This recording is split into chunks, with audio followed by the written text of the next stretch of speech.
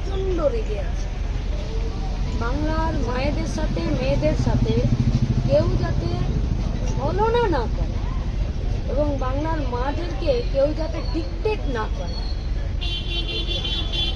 তাহলে কিন্তু ভুলবে, সে যে কেউ হবে। আপনাদের কালকে কর্মসূচি ধর্মতলায় আপনারা সমাবেশ করবেন, তার আগে দুটো মিছিল আছে। মূলত মানে কি করবেন বা কি করতে চলেছে?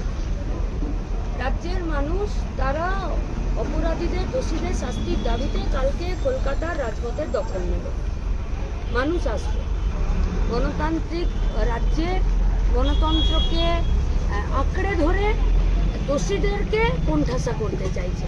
রাজ্যের মানুষের থেকে তো বেশি কিছু চাই না করতে, কিন্তু মুশকিল হলো যে ঐতিহাসিকভাবে রাজ্যের সরকার অপরাধীদেরকে আড়াল করার জন্য সমস্ত রকম